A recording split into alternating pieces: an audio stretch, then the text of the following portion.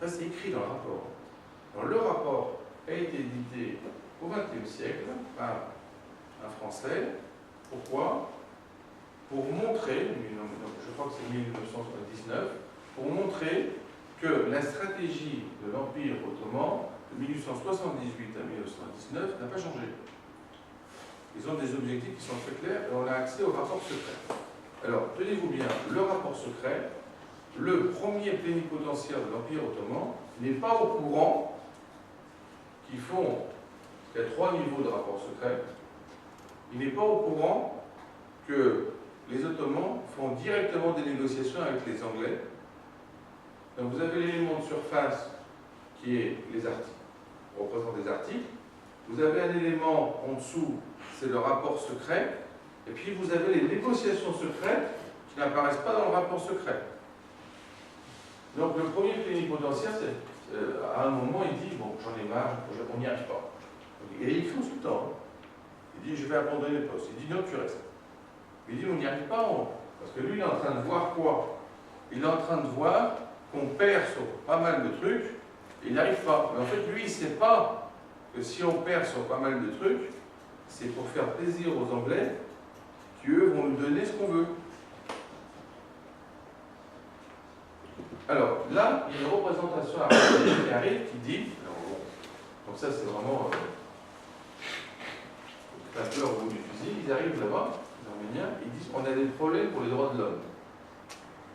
Bon, ils n'avaient pas un bon timing, hein, parce que 1878, pour parler des problèmes de l'Arménie, ils étaient quand même super précoces. C'est pour vous dire quand même que quand vous dites que les Arméniens ne sont pas au courant, qu'ils n'arrivent pas à se mettre d'accord, etc., c'est faux. Il y avait bien des gens qui sont allés, et je vous rappelle quand même que pour aller d'Arménie à Berlin, pour dire qu'il y a des problèmes de droits de l'homme dans l'Empire ottoman, il fallait quand même être costaud. Hein. Bon. Et en fait, on va leur répondre que ce n'est pas notre problème. Pour l'instant, notre problème, c'est la Bulgarie. Qu'est-ce qui se passe finalement? Ça veut dire que les gens regardent plus ce qui se passe à la tête et pas en amont. Or, les problèmes vont commencer à apparaître là. Donc évidemment, dans le traité de Berlin, on n'a rien qui concerne le type arménien, kurde, etc. Ça n'apparaît pas, c'est comme si ça n'existait pas. Or, c'est en train de se préparer. Et c'est en train de se préparer jusqu'ensuite on va avoir les massacres hamidiens.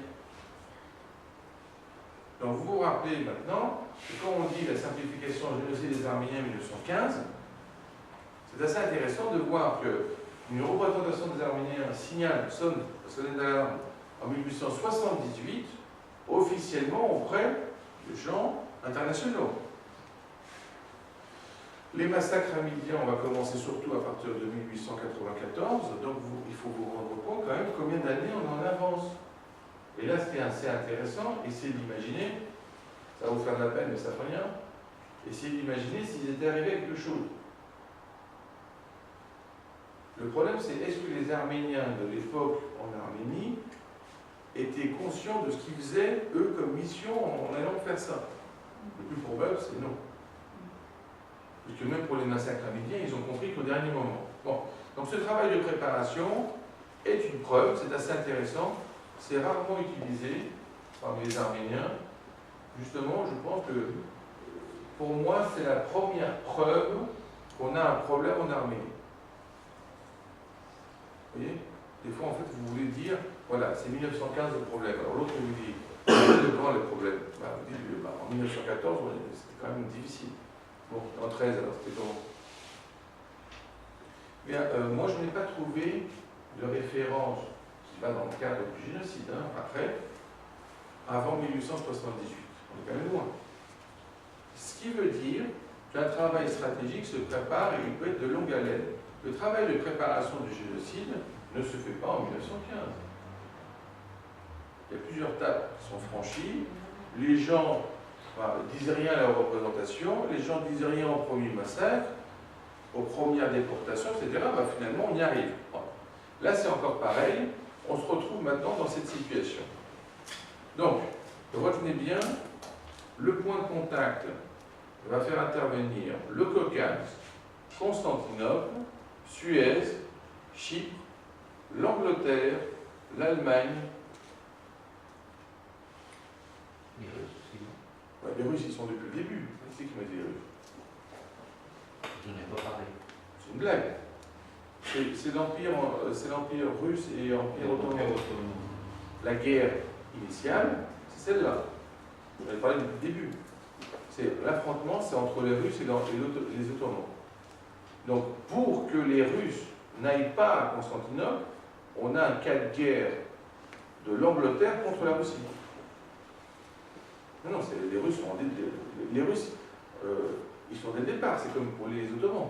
D'accord? Tous les autres interviennent alors qu'on se dit qu'est-ce qu'ils viennent faire là-dedans? Parce que quand même, je vous signale que Chypre, c'est quand même bien en dessous. Le canal de Suez, c'est quand même vraiment loin. On ne peut pas dire que ça concerne les Russes. Mais ce qui est formidable, c'est que ça concerne les Anglais. Alors pourquoi ça concerne les Anglais? Pour la stratégie, pour la grande stratégie et pour l'Inde. Parce que vous vous rappelez quand même le tour qu'il fallait faire avant. Alors là, c'est assez intéressant, puisque évidemment, les Français ne comprenaient rien. Les Français, ils vont à Suez, ils font le canal de Suez, c'est bon, Ferdinand de Lesseps, et sans se rendre compte de ce qui vient de se passer. Ce point de passage va changer toute la géostratégie locale. Et pas seulement locale, parce que d'un seul coup, le global, c'est-à-dire tous ceux qui faisaient le tour, passent maintenant par là. C'est exactement donc, ces points de passage, ces 3 points de passage sont fondamentaux, puisque c'est l'espace local qui sert au global. Donc l'Arménie est aussi dans cette situation. Alors, pour vous rendre compte de la difficulté, c'est que si vous êtes dans une fourmilière, je vous dis qu'il n'y a que les spécialistes de la fourmilière et des fourmis. Donc, les fourmis, elles parlent entre elles. Comme c'est des fourmis arméniennes, elles ne se mettent même pas d'accord entre elles. D'accord? Bon. Donc il y a la fourmi de droite, fourmi de gauche, en haut. Et en fait, pendant ce temps-là, on ne s'occupe pas de qui marche sur les fourmilières. La géopolitique et la grande stratégie s'intéressent aux bottes des gens qui marchent. Et si la botte marche sur la fourmilière, on s'en fout complètement qu'on n'était pas d'accord avant. Et après, il n'y a plus personne pour être d'accord. Donc, quelle est la thématique là? J'essaie de vous dire que si les traités se font toujours dans une direction. La direction, ça peut être un espace de configuration, ça peut être une frontière naturelle, ça peut être les fleuves. Fondamental. Attention, quand je dis fleuve, c'est au sens stratégique, donc les fleuves, c'est aussi les chemins de fer.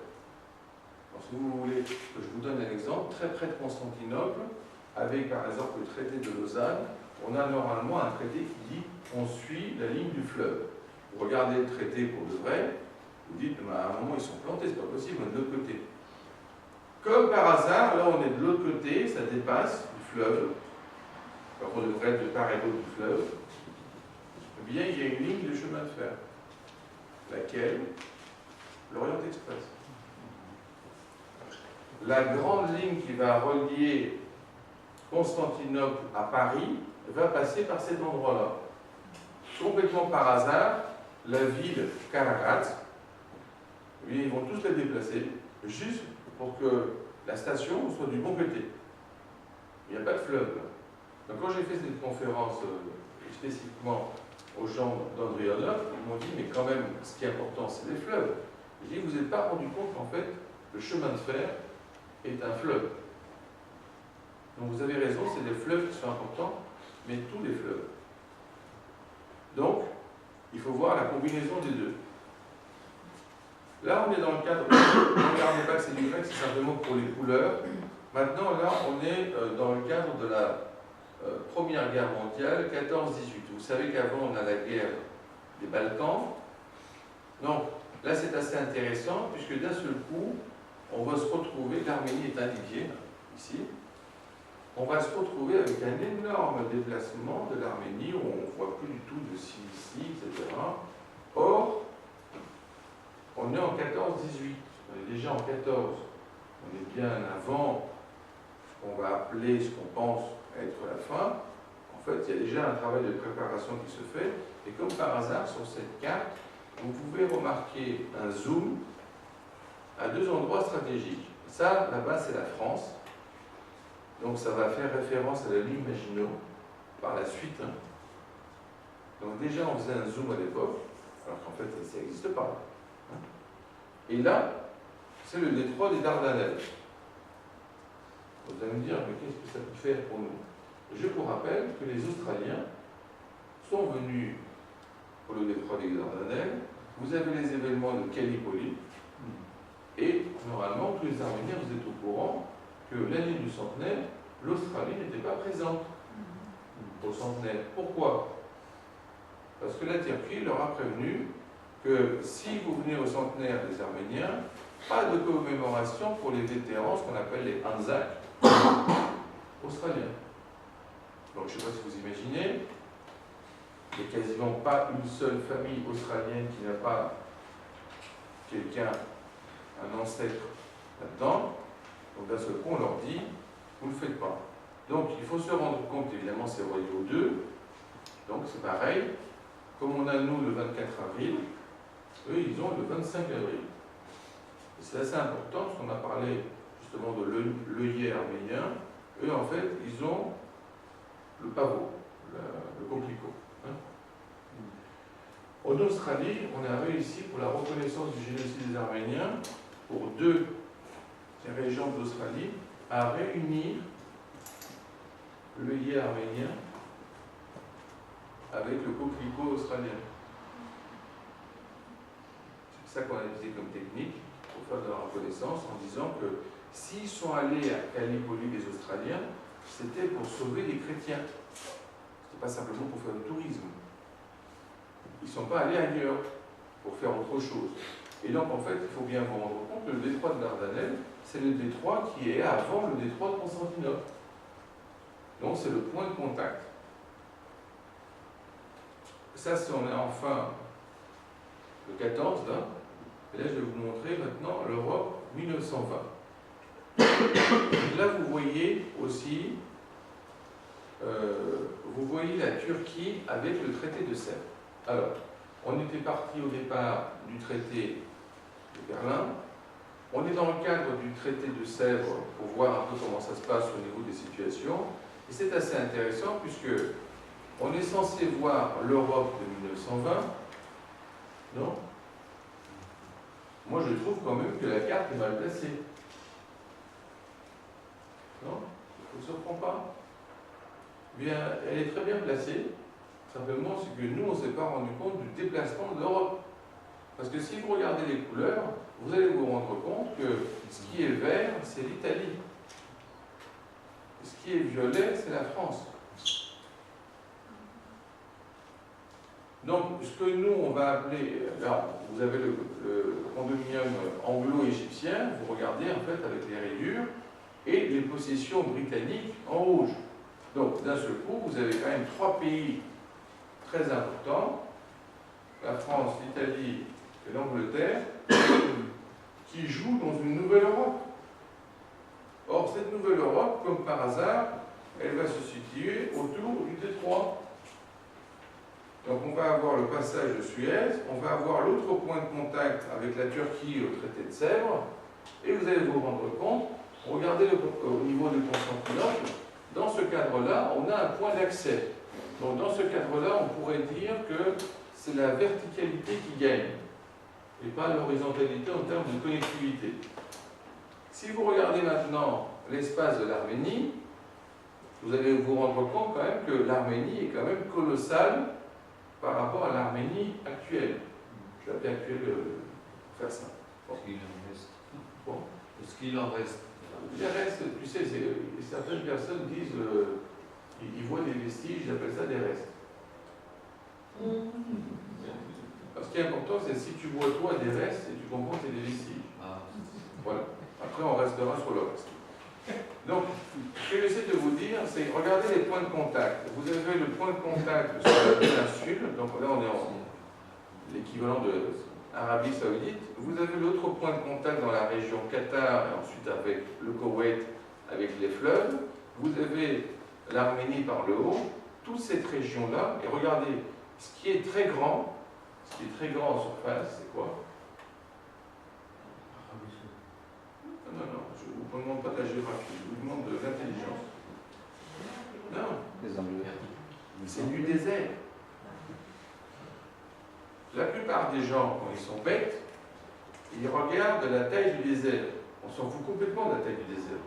Le désert, s'il n'y a pas d'oasis, il devient comme ça. S'il y a des oasis, il devient comme ça. Bon. Quand vous regardez, ce qui est important, ce n'est pas ça, ce n'est pas cette masse, pas cette masse-là. Ce qui est important, c'est les points de contact. Ici, ici, ici, ici, ici. Et que vous le vouliez ou pas, ces points de contact ne changent pas. Dans 500 ans, il y aura ces points de contact. Dans 500 ans, le désert aura changé. Il sera peut-être même plus grand. Il y aura peut-être des oasis qui seront fermées. Mais les points de contact, zone, mer, donc mer Méditerranée, mer Rouge, océan Indien, mer Noire, mer Caspienne, c'est des éléments très très stables. Et dans ce cadre-là, vous voyez maintenant le point, donc l'Arménie, important, l'Arménie acquiert un accès à la mer. D'accord? Or, c'est assez intéressant, puisque comme on disait tout à l'heure, si vous prenez un Arménien jeune moyen, il ne se pose même pas la problématique qu'on lui a interdit la mer. Il considère qu'il n'y a pas de mer. C'est très dangereux. Très dangereux. Donc vous avez même des villes portuaires où les gens fabriquent leur maison à l'envers de la mer. Oui, parce qu'en fait, ils ne considèrent pas que c'est important. Ce qui est très important quand vous avez accès à des ports, c'est la stratégie et l'énergie du port. Un port, rappelez-vous de ça, c'est une ville de mer et pas une ville de terre. Alors pourquoi? Parce qu'un port, ce n'est pas fait pour partir, c'est fait pour revenir. Pour partir d'un port, c'est facile. Pour revenir, il faut que quelqu'un ait préparé le port. Parce que c'est très difficile d'accoster, c'est très facile de partir. Parce que c'est très dangereux. Donc évidemment, un port, on va mettre par exemple une barrière pour empêcher les vagues de faire des choses pas possibles. Regardez maintenant donc dans cet espace-là de configuration, eh bien c'est assez intéressant. Pourquoi? Parce qu'il s'agit bien d'un traité, il s'agit bien du traité de Sèvres. Maromar, Zovina, même dans le traité de Sèvres, il y a déjà le Japon, qui est complètement évident comme association d'idées, hein, Christopher, ça se voit tout de suite que le Japon est dans la région. Bon. Eh bien, ce que j'essaie de vous dire, c'est que c'est très important de regarder ce phénomène, mais le plus important pour moi, sur le plan mental, c'est de se rendre compte que l'espace ottoman n'est pas compact. Or, l'Arménien moyen, même celui qui vote, considère que c'est compact. Et ça, c'est une erreur stratégique. Donc, quand c'est pas compact, qu'est-ce qu'il faut faire? Ben, quand on a des difficultés, il faut commettre un génocide. Comment on fait un génocide? On le fait de l'intérieur vers l'extérieur et on touche le bord au dernier moment. Donc la dernière phase, si vous voulez, du génocide arménien, assyro-chaldéen, grec, ça va être 1922, Smyrne. Et pourquoi on ne va pas commencer par Smyrne? Parce qu'évidemment, si on commençait par Smyrne, tout le monde serait au courant qu'on a mis le feu. Même la technique de brûler Smyrne a été faite à l'envers. Qui est significatif qu'on est parti du centre. C'est-à-dire qu'en fait, ils ne sont pas partis du port vers le haut, ils ont brûlé les quartiers extérieurs au port et ils ont mis le feu à la mer. Ce qui fait que les gens, pour s'échapper, ils allaient vers le port. On a une tendance naturelle à aller vers la mer. Si sur la mer vous mettez du pétrole, vous avez un petit problème. Surtout s'il est enflammé. Voilà. Donc, j'essaie de vous dire que cette technique-là, on arrive à avoir ce qu'on appelle le démantèlement. Cette technique-là va faire quoi? Eh bien, on va reprendre le dessus comme ça. C'est ça l'idée. On fait ça de l'intérieur. Les gens disent, mais comment ils ont fait? Pourquoi on n'était pas au courant? Et parce que c'était fait pour. Là, vous voyez d'ailleurs, on verra encore, ça va vous rappeler le traité. Alors, qu'est-ce que vous pouvez remarquer? Vous pouvez remarquer un point de contact ici. Ici, sur cette partie-là, il faut bien vous rendre compte que ce point-là, qui vous semble un peu fin, c'est quoi? C'est la route vers les puits de pétrole. Oui, mais sont plus directs, c'est plus bas les pétroles là, mais en fait là on a accès, mais ça c'est le Kurdistan. C'est ce qui sépare la Syrie de l'Arménie. Oui, c'est ça. Et en fait, dans le Kurdistan, quand il y aura le Kurdistan, il y aura un problème qui va se poser au niveau des Arméniens qui sont encore là-bas, c'est qu'ils vont être de quel côté. Et il faudra choisir de façon judicieuse. Donc, ce serait bien quand même de faire des éléments de stratégie avant, et pas de devenir, par exemple, une minorité au mauvais endroit. Parce que minorité au mauvais endroit, vous savez ce que ça veut dire? Ça veut dire victime. Bon. Alors, donc cette zone-là, cette buffer zone, n'est pas définie de cette manière. Regardez la région de Zmir. Donc là, qui est donnée en fait à la Grèce, et la région de Thrace. Donc vous voyez le point de contact avec Constantinople? Et bien ça va être réglé dans ce cadre-là, et en même temps, comme vous êtes arménien, vous voyez aussi au-dessus, c'est pas écrit, on a aussi le problème qui va apparaître avec Kars, le traité de Kars, qui va apparaître en 1921. Un traité très vicieux, il faudra vraiment lire en détail. Je vais faire quelque chose ici en particulier, parce que là on voulait le faire sur l'ensemble. Le traité de Kars, il est pénible à plusieurs niveaux. D'abord parce qu'il va dépendre aussi de Moscou. Traité. Mais même le traité de Kars en lui-même est difficile. Pourquoi? Parce que c'est un traité entre l'Union soviétique et la Turquie de 1921. Et le traité prévoit qu'une tierce partie ne peut pas intervenir dans le traité. Alors, quel est l'aspect difficile pour l'Arménie? C'est que l'Arménie fait partie de l'Union soviétique. Or, on oblige l'Arménie, en faisant partie de l'Union soviétique, à signer un traité qui permet à la Turquie de prendre un morceau de l'Arménie, région Kars, avec son accord. Mais sans son accord, parce qu'elle n'y est pas. C'est avec son accord de représentativité. Et si elle veut intervenir en disant « je ne suis pas d'accord », alors elle est tiers membre. Vous voyez comme c'est fait. Donc ça veut dire que c'est quand même des gens qui ont réfléchi comment ils le font. C'est-à-dire que ça ne vous donne pas l'autorisation de pouvoir le modifier. Et quand après vous allez voir l'accord, si vous ne regardez pas en détail, vous allez vous dire « oui, d'accord, c'est les Arméniens qui ont donné ça ». Ils en faisaient partie. Vous voyez, comme c'est vicieux. Donc, dans ce cadre-là, il faut faire attention parce qu'évidemment, ce traité prévoit pour la suite. Là, on est en fait en 1923. Donc, c'est assez intéressant de regarder quoi. 1923, vous voyez comment c'est écrit? C'est nouvel État, les couleurs.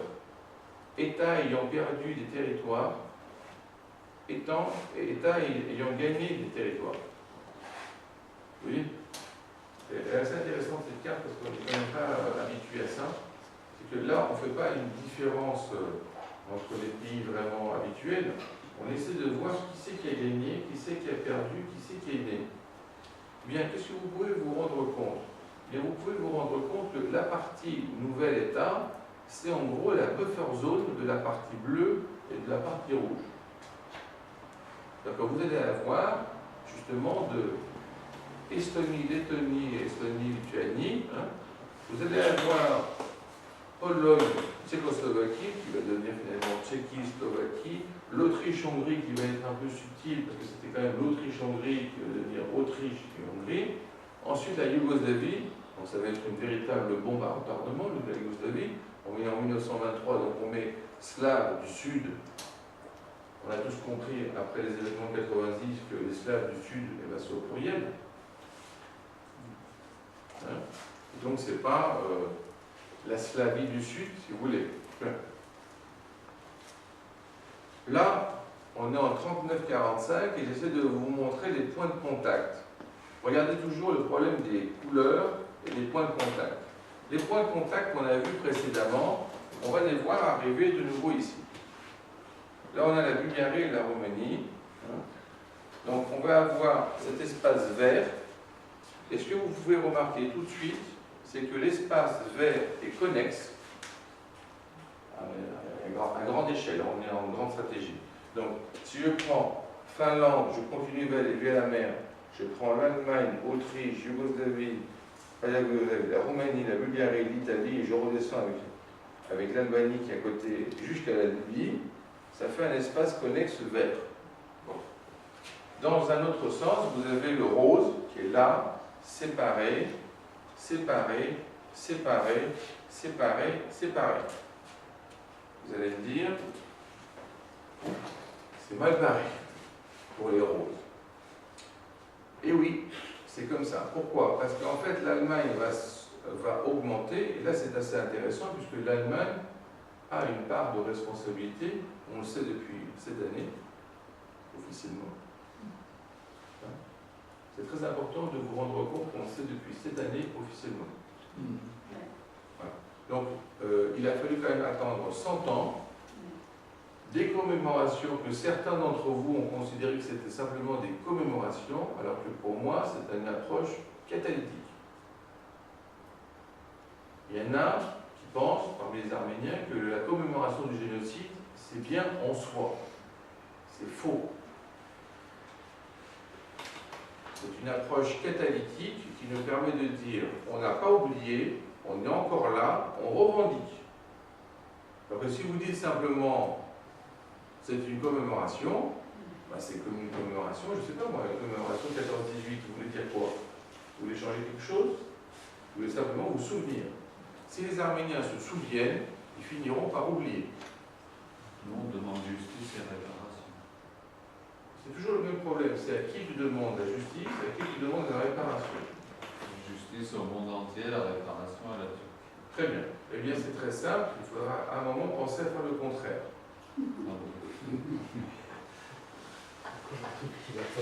Réparation aussi, ceux qui ont aidé l'Allemagne, puisqu'elle a reconnu. Tu vois, c'est bien, ça s'appelle le feedback. C'est bien. Alors, le feedback, c'est que quand d'un seul coup l'Allemagne, avec le chancelier, la chancelière, et avec le président officiellement dit, moi je reconnais, pas l'Allemagne encore, hein, attention, c'est assez subtil, c'est pas la Bundestag, hein, c'est le président, la chancelière en tant que deux individus, mais avec des postes secondaires. Et qu'est-ce qu'ils leur a pris tout à coup? Comment? Qu'est-ce qui justifie ça pour eux? Quel est leur intérêt d'avoir reconnu la chose? Parce que c'est vrai. Vis-à-vis de qui, je veux dire? Là, c'est les premières étapes, tu sais, quand il y a eu la reconnaissance du génocide des Juifs, hein, quand on a eu Willy Brandt, ça a été un énorme choc parce qu'en fait, pour les l'Allemand moyen n'était pas préparé à ce changement. Donc il fallait quand même que quelqu'un donne l'exemple. On est arrivé à un stade où c'était intenable. Bien, là, ce qui est important, il faut le comprendre pour la cause arménienne, on en est déjà arrivé à ce stade intenable. Donc en fait, l'Allemagne reconnaît, mais pas avec la terminologie génocide.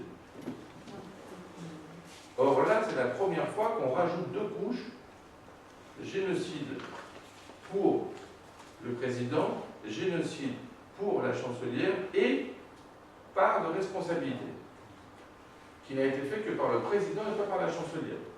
Ils le font quoi? Pour l'honneur? Pourquoi? Mais non, c'est pas pour l'honneur, c'est qu'en fait on a un changement de phase. Ah voilà. Mais c'est bien, parce que tu sais, c'est quand l'humanité change la balance, et intervient, ou d'un moment, il y a un coup à rester dans l'autre. Donc là, d'un seul coup, il se rend compte, avec tout ce qui a été fait avec le centenaire, et quelque chose qui a été très important, on l'a rarement compris comme ça, c'est le changement de phase avec le pape. Oui, c'est vrai que... Mais le changement de phase avec le pape, je vous rappelle, que le pape n'est pas d'Europe, ça aide. Ça aide, c'est d'y réfléchir. Quelqu'un qui serait d'Europe, par exemple d'Italie, vous voyez les couleurs? Eh bien, ça serait plus dur. Quelqu'un qui est extérieur, mais qui institutionnellement représente l'ensemble des catholiques, pour lui, c'est quelque chose de plus neutre. Et d'ailleurs, on n'a pas eu de remue-ménage par rapport à ça. Pourquoi? Parce que, en fait, on était préparé grâce à tous les systèmes de commémoration. Et comme tu as dit, ça m'a fait plaisir, tu as dit, attention, hein, on continue. 2015. C'est pas fini. Parce que moi, ce que je vais voir, c'est qui fait quoi après avril et avant. Parce qu'avant avril, c'est facile. Après, c'est plus dur. Si on arrive à avoir des résultats positifs encore en 2015, après avril, là, c'est formidable. On l'a vu avec le Luxembourg. Donc, on verra. On en parlera de toute manière. Parce que je vous dis, surtout pour ceux qui organisent des conférences, ne vous mettez pas dans un cadre où vous dites bon, c'est bon, on en a parlé beaucoup. Il suffit de ne pas en parler de la même façon. Il faut en parler. Parce que c'est un bon timing. Et vous en souviendrez en 2016. Quand vous regarderez les courbes d'efficacité, vous allez vous rendre compte que 2015 c'était vraiment différent. Bon, on est dans ce cadre-là. Ce cadre-là va provoquer un changement de phase, mais souvenez-vous, si vous regardez comment ça se situe comme un espace bloc. Regardez ici ce qui se passe, la seule tenant. Donc là, on a un contrôle total de cette région. Donc, une opposition sur mer Noire et mer Méditerranée contrôlée par la zone jaune. D'accord? Bon. Alors, qu'est-ce qui va se passer sur le plan stratégique? Des fois, vous vous dites comment on peut lutter pour le problème de la reconnaissance, pour le problème du génocide, pour la stratégie. Soyons honnêtes. Est-ce que c'était une bonne idée pour la Turquie de participer à la Seconde Guerre mondiale de telle façon? Eh bien, c'est très simple, non. On va le voir le résultat au niveau de la Grèce. Donc on va avoir le changement, on va avoir le traité de Versailles, très important, et on va avoir le changement de phase avec l'Italie. L'Italie va donner tout le décanèse. En fait, l'Italie s'empare du décanèse de 1912 à 1947. En 1947, elle le donne à la Grèce, parce qu'elle perd la guerre. Elle perd la guerre en faisant un changement. Et en fait, le changement de phase s'effectue aussi par rapport à la Bulgarie. Souvenez-vous que les nazis, pour faire plaisir à la Bulgarie, nous donnent le droit d'accéder à la mer Méditerranée. Donc c'est très important de voir ce changement. C'est assez intéressant. Si vous regardez maintenant ce point-là, en termes de configuration, vous allez vous rendre compte que la Bulgarie, la Roumanie, la Hongrie et l'Autriche font partie de l'Union européenne. Et cet arc-là autour de la Yougoslavie, c'est ce que vous voyez à l'heure actuelle. Parce que dans la Yougoslavie, évidemment, il n'y a que la Slovénie et la Croatie 1er juillet 2013, qui est rentrée dans l'Union européenne. Le pacte de Varsovie de 1955. Alors là, c'est assez intéressant. Je pense que vous pouvez voir le problème de stabilisation et vous pouvez remarquer quoi?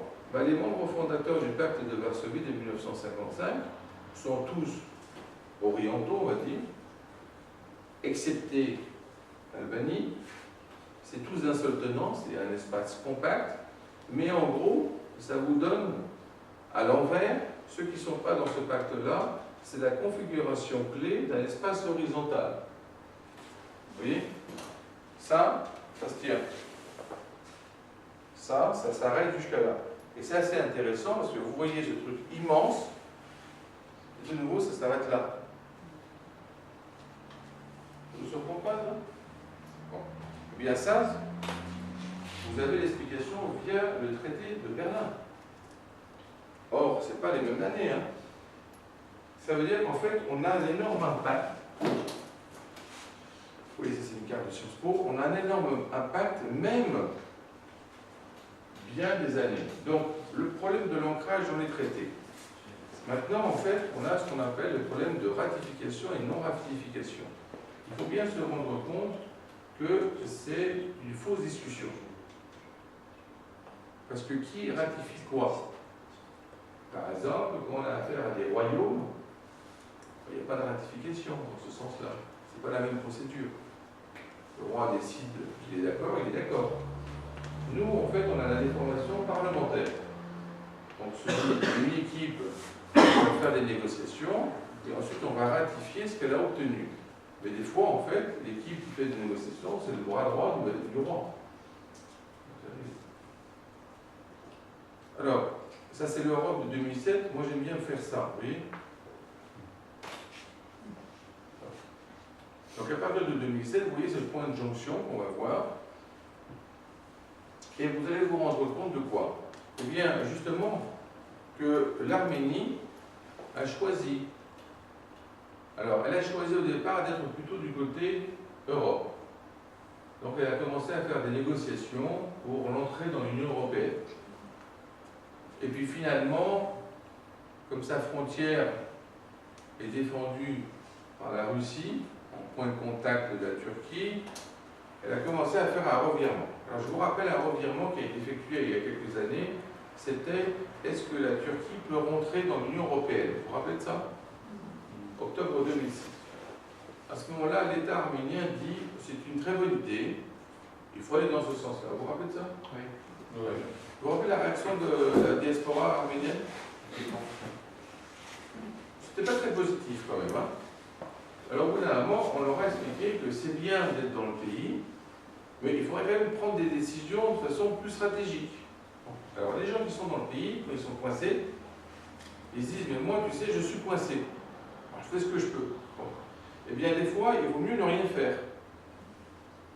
Parce qu'une semaine après, officiellement, l'Arménie a dit, ce qu'elle a dit, vous vous rappelez? Vous en rappelez pas? Vous en rappelez pas? Elle ne dit pas cette Turquie. Non, non. Elle a dit, de toute façon, ce n'est pas à nous de prendre la décision parce qu'on n'est pas dans l'Union européenne. La question que je vous pose, c'est pourquoi il a fallu attendre une semaine après l'intervention de la diaspora pour se rendre compte que l'Arménie ne faisait pas partie de l'Union européenne. C'est ce que j'essaie de vous dire par là, c'est de quoi tu te mêles, tu n'es pas dans l'infrastructure.